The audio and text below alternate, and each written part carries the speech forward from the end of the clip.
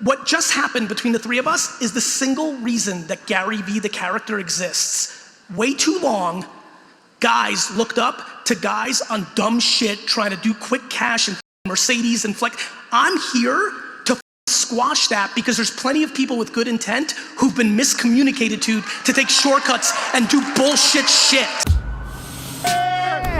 You got your perspective. I just want to be happy. Don't you want to be happy?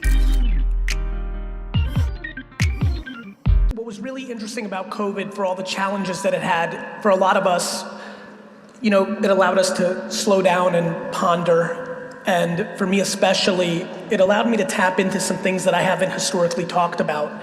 And I'm grateful for that. For all the things I talk about around self-awareness or gratitude or things of that nature, what's incredibly clear to me at this point in my career is that from a business standpoint and clearly from a life standpoint, I think we grossly underestimate perspective. I really genuinely believe that life is exactly as you see it. I believe that there are inherently people who are cynical, and because of that, they're just going to believe things are not good or stacked against them. And I think there are people who are optimistic. I think there are people who are practical and delusional and all those things that I think many of you have heard about. But there are a couple things that really stood out for me during this last 18 months. And it really is interesting that one of the categories that I'm spending a lot of time on right now that a lot of you know is NFT land. And the way I got there is what's most interesting to me. And when I thought about what do I want to talk about tonight, what can actually bring some value, what's something that somebody can build off of, I really think it's time we start talking about curiosity a little bit more. So I've become incredibly passionate about curiosity. I think that in self-reflection mode, so much of what works for me, there's many things that are part of the equation, there's many ingredients that get me there, but curiosity is not something I saw or really even understood as part of the equation. And I think when I think of the collective in this room, something that is very obvious to me is in our current society, we start to demonize curiosity pretty quickly. We get a couple of years of it as a kid, but then just subconsciously, it's not some crazy agenda, but subconsciously, we start going into places that overvalue how it's been done, the black and white, the system. So much of what I've always felt as an entrepreneur was a vulnerability of a school system is not the cliche stuff that you might see in my content, but just by nature, all of us spending the majority of our youth in a system that grades us every 90 days, and we pander to a subjective reality within that, really sets us up to eliminate our creativity and our curiosity, makes us subconsciously conform to the short term, and inherently makes us lack patience. The other thing I'm spending a lot of time on is how much we struggle with our relationship in time and with time.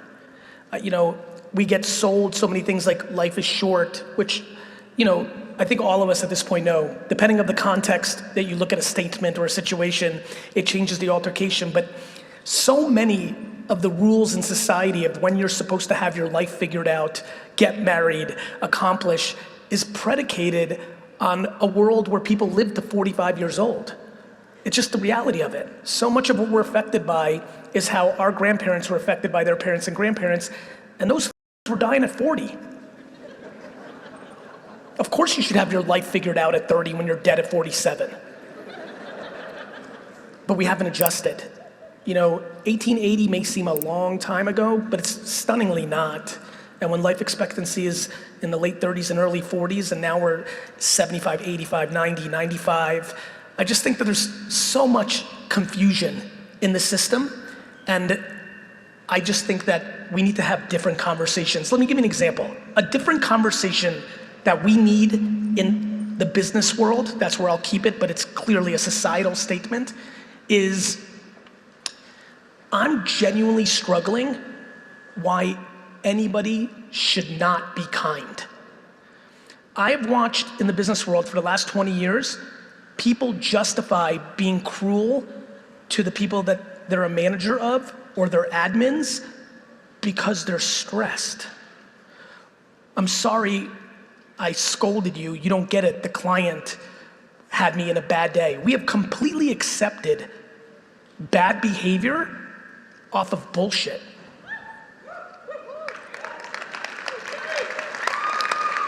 I'm really passionate about this. If you're a leader by nature, your job is to stop pressure at your level, not deploy more of it underneath you.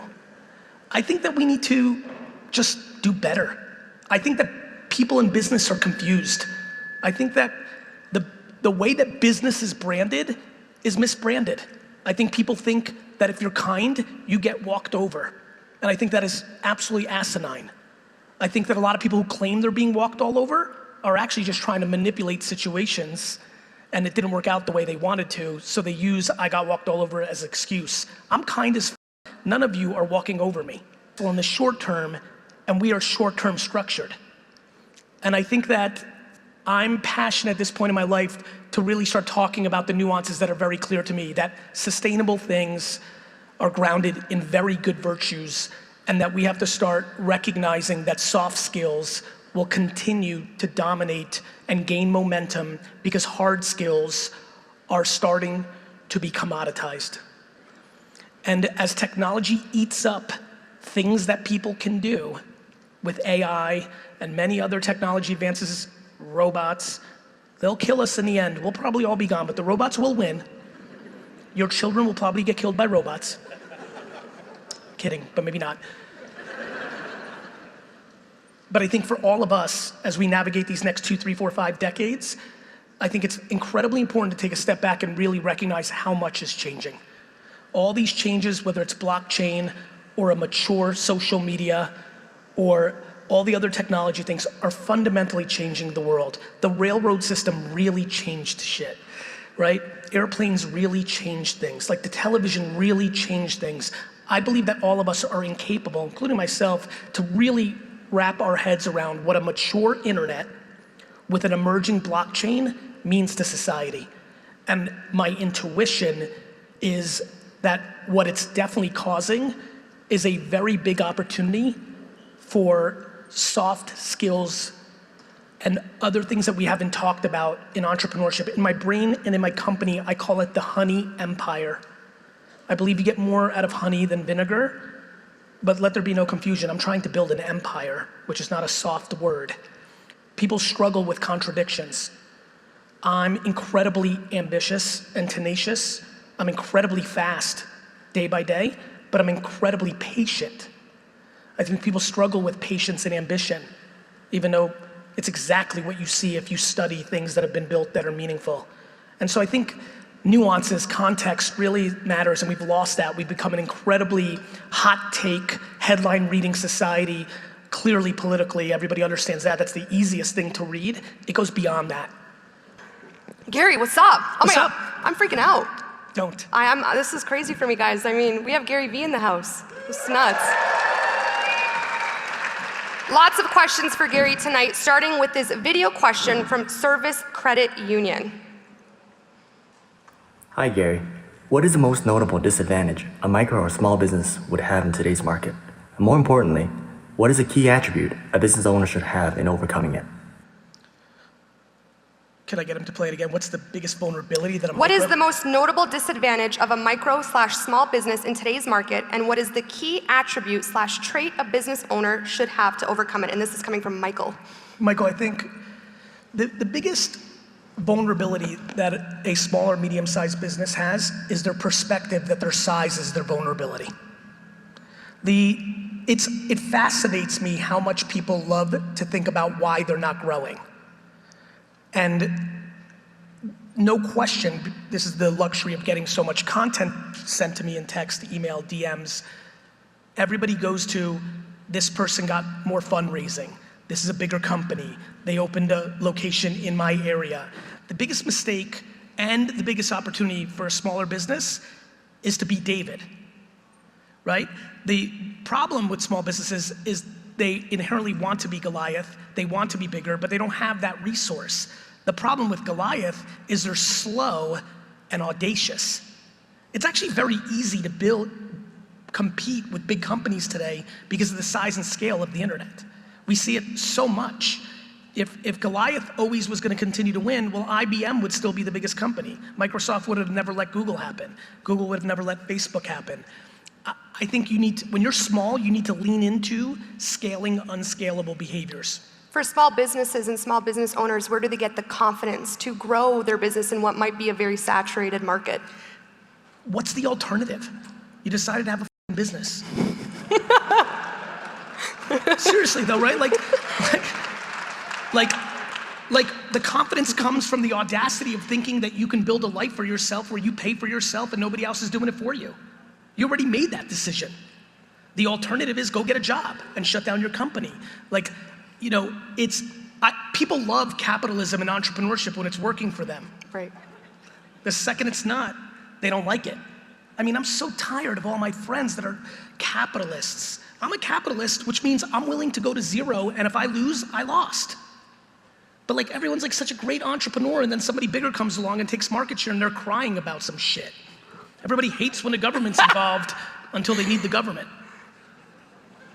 Stop being soft. Love it. Stop being soft, everyone, myself included. No, but it's a very, I want to stay on this, it's a very important point. This is what you signed up for. If you don't have the confidence, you can build it through historical staying alive. Do you know, how many people here, clap up if you've had your own business for more than 5 years? The level of admiration I have for everybody who just clapped, it's hard. Mm-hmm. Your confidence should come from the fact that you're part of a small group of people that decided to take on the risk to begin with. Anybody who just clapped and has been doing it for 5 years, that's remarkable. But don't be audacious. If somebody big comes along, they're better than you then. That's what you're saying. Don't cry about it. Don't try to change the rules because it's not working for you. My favorite version of it is you were small, you got bigger and hurt other people, but now somebody else came along and is bigger than you and you're crying about it, right? You weren't crying when you were taking other people's money. So don't cry when I'll take yours. Love it. All right, this is from Mark Sky on Twitter. My girlfriend and I are quitting our careers to take on an ambitious 20,000-kilometer bike ride and paddle from home in Canada to a summit as a charity adventure that lasts 18 months. What is the best way to gain exposure?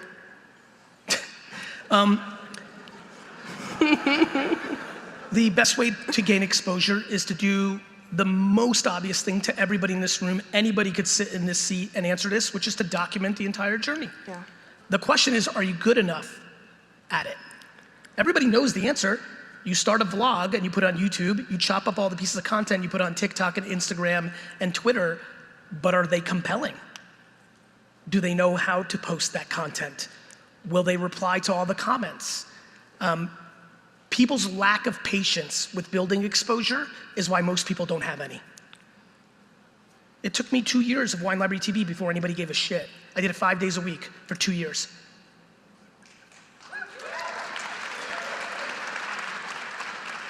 Now, Gary, in one of your podcasts, you said something super commendable, that you actually had a position in your company for someone to read the comments, reply to people, and from there you guys create this assessment as to what your content should be. Can we talk a little bit about the importance of replying to comments and acknowledging people in social media? Like in the prior session, to your point, we have a very prominent role at VaynerMedia called PCS, Post Creative Strategist. These individuals' jobs are to read every comment from every post of a brand. Okay. And then use their psychology, anthropology skills to make observations from the comments by reading the qualitative data and then form an insight that makes the next piece of content. The amount of people that hit me up every day is hundreds, thousands of people who are sad that they're not growing. And then occasionally, I used to do it all the time, now I do it occasionally, I will go look at their account. 90% of those people don't even reply to the 15 people that leave a comment. If you're in this audience and you're sad that your profile is not growing on the business side or the personal side, and you are not replying to every comment you get from the content you are putting out, you are audacious. Thank you. I love this next question from Michael on Twitter. He asks, what are the key principles to happiness and success in life? I believe it's simplicity. I really do. I think for the people that know me in my life, I'm really simple. You know, I really enjoy my career. I love this. Like you couldn't even imagine how humbled I am by people's interest in what I talk about. But I think the key to happiness is being content while being ambitious. And I think being content comes from gratitude. I'm so grateful for what I have, and I've always been that way, that all this special stuff that has been happening doesn't mean enough to me. This is not where my self-worth comes in. The GaryVee crap and the claps and the follower, like it's incredible, but it's not what I aspire to. It's not how I see my value. And I think the only way to be happy is to have a quiet mind. And I think a quiet mind comes from a balance of very deep humility and true perspective of understanding that you just genuinely understand that you don't mean shit in the scheme of things, but you aspire in your behavior to mean something.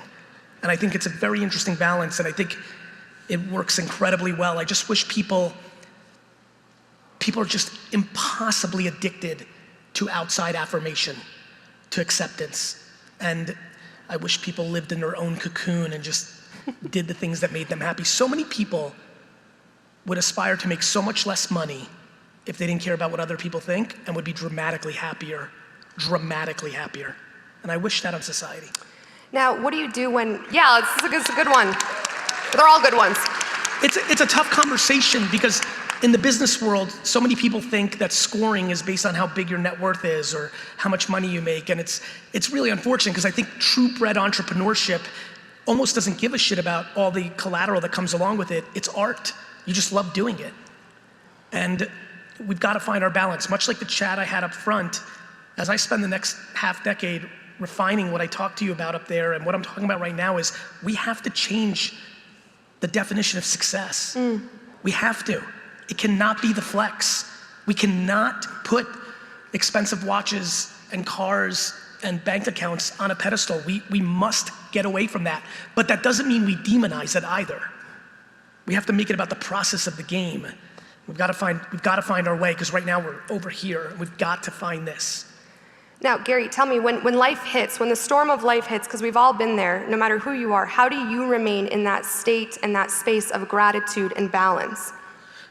Very easily. When your entire life is only predicated on the health and well-being of a small group of people you love more than breathing, nothing scares you. I love it.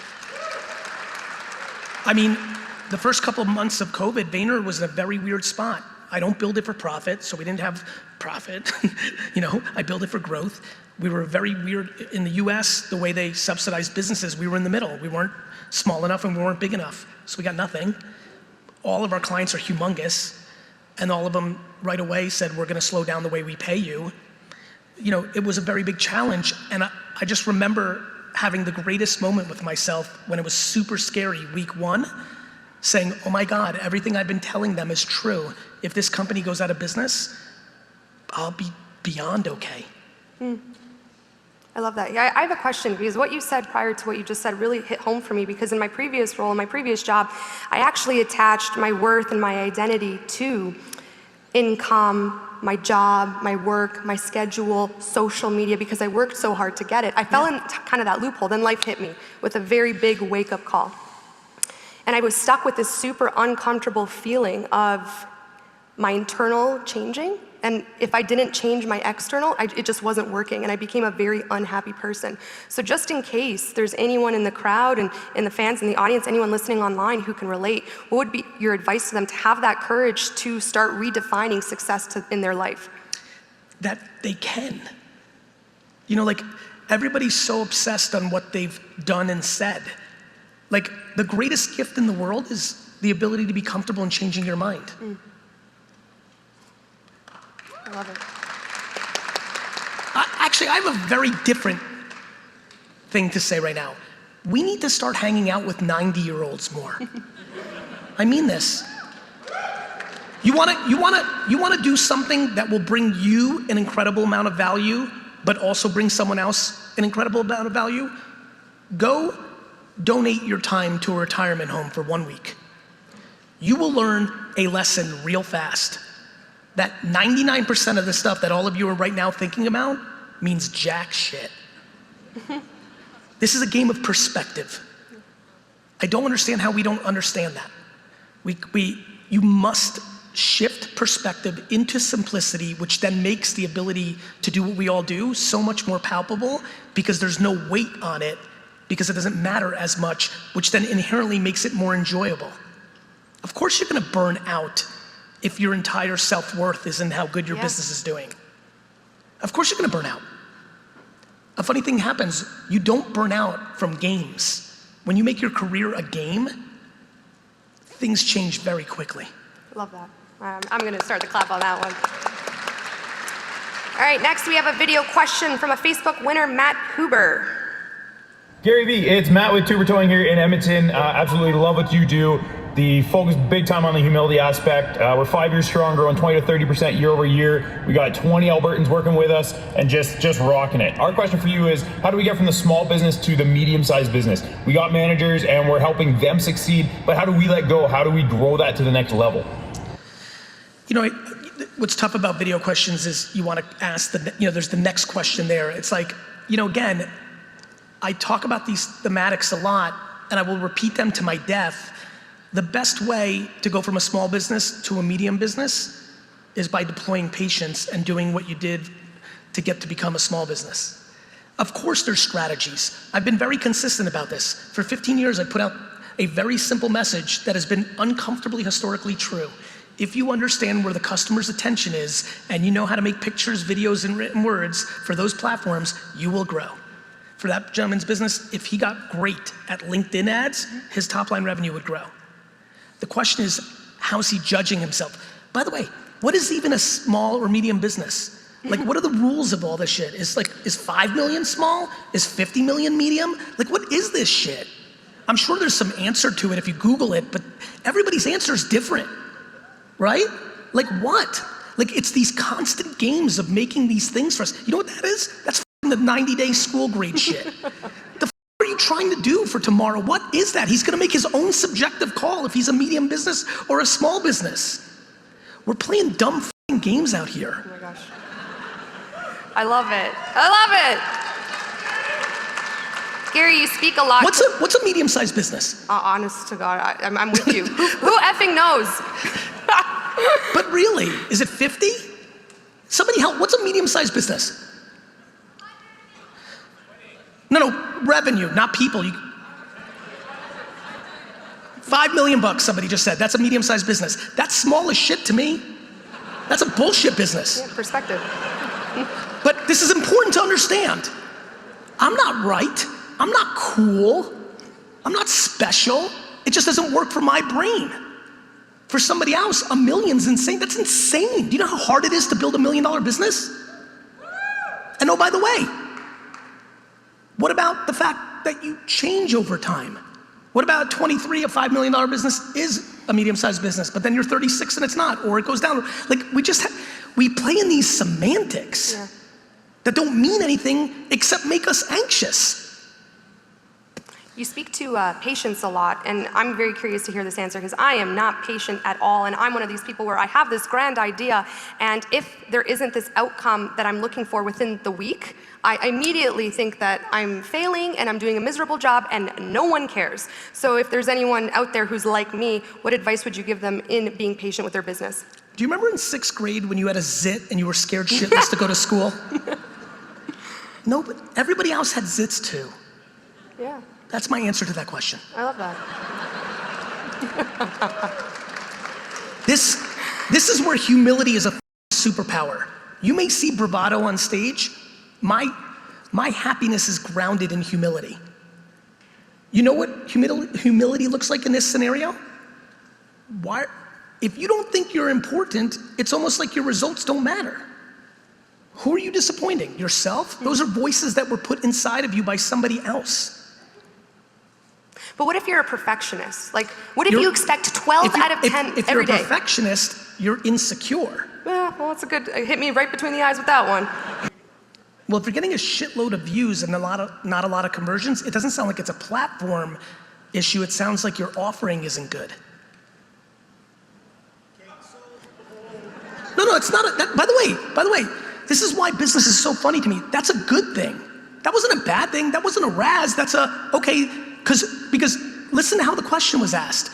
I'm not on the right platform. You're getting plenty of attention. You're not converting, which means you have to understand that what you're offering isn't landing, and this is where curiosity and humility to take a step back and say, how do I tweak this? Right? Because you might be an inch away, brother. You might literally have to drop the price by 10 bucks, add a day, change a word, and everything flows. But what people often do is they go to the front to fix when the back is the issue. It's never this. Everyone here is obsessed with the sink. It's the well. You know what's so crazy? Now I'm gonna get up. This is what you just did about I see his true intent, but when you were squirming with everything I said, no, in a good way, I know. It's what just happened between the three of us is the single reason that GaryVee, the character, exists. Way too long, guys looked up to guys on dumb shit trying to do quick cash and Mercedes and flex. I'm here to squash that because there's plenty of people with good intent who've been miscommunicated to take shortcuts and do bullshit shit.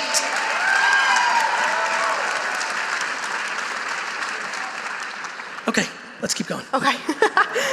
All right, this is a tweet from Rob. How does one balance family life, 2 small businesses, and a full-time job? By not judging themselves. Oh, love that. Can we go deeper into that? How does that look? Easy. There is no such thing as work-life balance. Every family is different. There is no such thing called balance. You're the judge and the jury, just like a medium-sized business or a small business. We do these things to make ourselves upset. We have to stop. How do you balance it? By trying.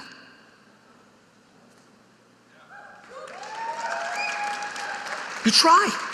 You try to go to the recital. You try to go to the parent-teacher conference. You try to run your business. You try. And if you try your hardest and can't do it, you should not judge yourself. What is can't? Yeah. What's can't do it? What does that even mean? You missed a baseball game? Come on. The kids can have you miss a baseball game. It's true. It's true. Every single person here has 9,700 things they can think of that their parents f***ed up and they still love them. And oh, by the way, forgot 8 trillion things their parents did that were f***ed. We are in some crazy dynamic of like overanalyzing everything so much with a layer of cynicism that is making everybody go crazy. If you are a good person and you're trying, truly trying, and not trying to hurt anybody, you're phenomenal. Enough. How do we eliminate that outside noise? Sometimes, you walk. By not caring about other people's opinions once and for all. High school is over. Stop playing in it. It's over. You left. You're not in high school. You are, I know, but everybody else, stop. It's over. What? Who? Your mom? Tell your mom to go herself. She too. What? Your spouse? Like, what? Who? What? Just living for other people's judgment. Everybody else sucks shit too.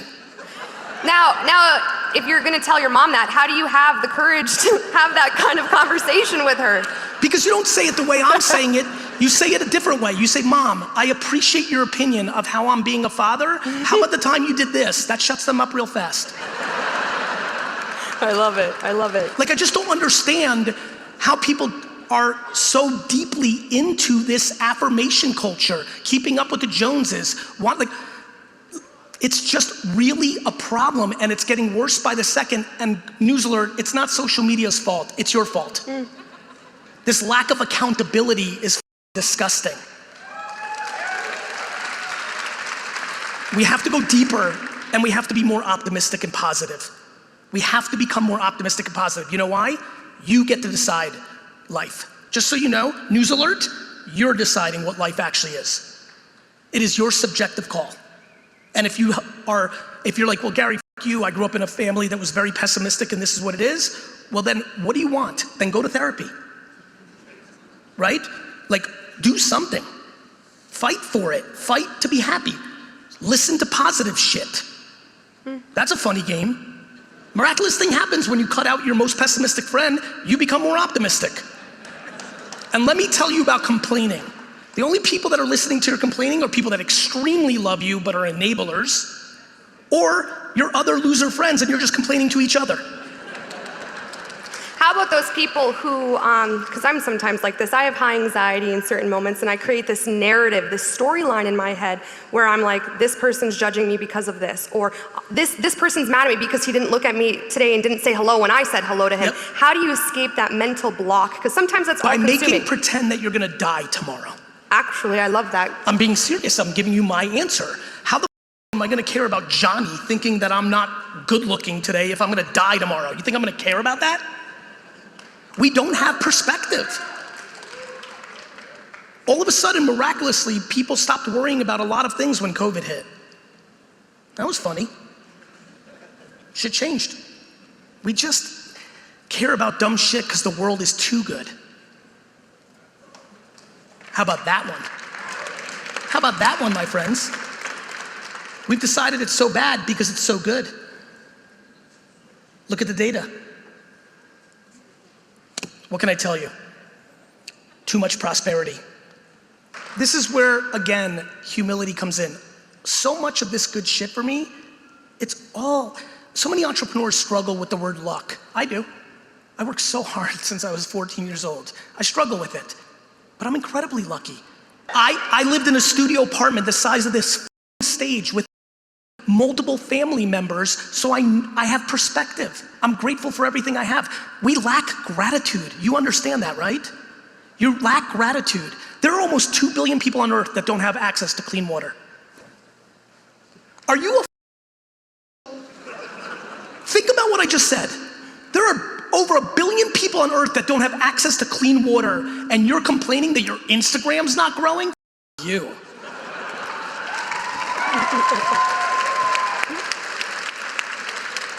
Okay, this next photo. Can we stay on this one? I'd love to. Are we good, guys? I'd love to. You want to take anxiety out of the system? You want to be happier? Look at the world and be grateful for what you have. Everybody's so interested in paying attention to people that have more than them, they don't recognize that there's way more people that have less than them. So Gary, what do you do to stay grounded, to stay in the space of gratitude? Are there affirmations that you say? Do you meditate? Do you spend time with your family? What is your source of that gratitude? My source is that I was extremely fortunate with the luck of the DNA game and outrageous levels of remarkable parenting by my mom. That's me. That's me. That's why I stand up here today, not thinking anything of me. All these things that I'm spewing, I'm just a vehicle passing through what my mom gave to me, and I'm sure she got, I don't think there's anything special about me. I know what I'm saying is special and important. I know a lot of other people know it to be true. I have so much judgment on me in the world because I am obsessed with talking about positive things in a world where anger and darkness is loud and happiness is quiet. What you're seeing on the mainstream media and social media is the loud, dark minority. The problem is the quiet, happy majority is quiet. If you're happy, do me a favor, share it. And not flex it. Don't show them you're happy with your Porsche, Rick. Talk about real shit. This is real talk here. You're a son of immigrant parents. I'm a daughter of immigrant parents. My beautiful mom is here today. Her and my dad escaped communist Poland back in the 80s, created this unbelievable life here in Canada. And I remember listening to you on a podcast. I think maybe the moment where I truly fell in love with GaryVee, and you said your greatest gift was being the son of immigrant parents. 100%. And adversity is the foundation of success. This macro prosperity is the foundation of anxiety. You don't worry about everything we talk about in society when you don't have food. Gary, did you ever have anxiety? Did you ever put these pressures on yourself when you started first creating content? How did you get, if you ever were in this space of doubt and fear and insecurity, how did you get out of that bubble?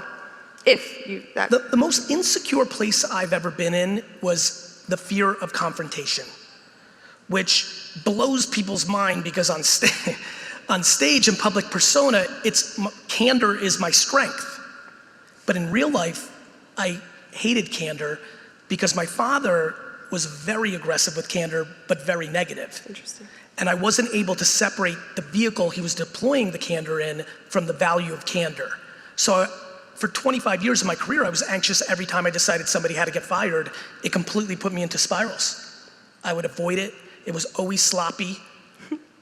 To a T, every person that's ever been close to me in business that works for me or worked for me that doesn't love me is based on one thing, my inability to be candorous. And it's been a very big shift for me in the last 3-4 years. The new book is called 12 and a half. It's about 13 attributes, but I call it 12 and a half because I'm only halfway through my journey on kind candor. And I needed to create the word kind in front of candor to even begin to deploy candor. And it has led to an incredible amount of unhappiness in my life and career was my inability to be candorous, which is wild because my content is incredibly candorous because I'm not talking to anybody. I'm talking to everybody. But when it's Steve or Sally or Johnny or Nicole or Karen, it was very hard for me. And so now I do it. Would you change anything about your journey or your process, even the negative moments, the life-changing moments, the things that you didn't love, if you're here right now and you could? Of course not. Of course not. It would be crazy. Yeah, I love that. I agree. It's all about the process. The number one, people looking backwards, dwelling, it's over. I don't know if you guys heard, we have not invented time machines yet. You're not going back anyway. People sit and dwell. And they make these subjective calls. This keeps going back to the theme of tonight. They make subjective calls that that's where their life got ruined. And they decide that that's where their life got ruined for 47 years, they think about it. No, I think I'm incredibly grateful. And I always do a fun game with myself, which is maybe something on paper would have been something great, but maybe that would have led me to going over here and that's where I would have gotten hit by a bus. You know, like I believe in that. I do too. I'm very imaginative of, it could be worse, it could be worse. It's just completely one big game of gratitude. And I come and do this because I'm passionate about one person in this audience emailing me in 9 years saying I was in Edmonton in 2021 and I wasn't grateful. You're right, I was spoiled, I was entitled, I was delusional, and I practiced it and it changed my life. I believe in that because I'm on the receiving end of that now, 15 years later. I like it, it feels good. It makes me feel nice. It's a better feeling. It's when you're full, when you're good, you have nowhere to go but trying to make it good for everybody else. Which is why I know that I have to deploy sympathy and empathy for everyone who's mean to me because they're not good. They're hurt. So they're trying to drag me down to be hurt with them.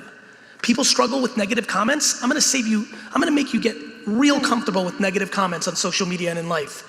They're hurt. Don't feel bad for you, feel bad for them. They're showing you their hand. They're upset, they're hurt.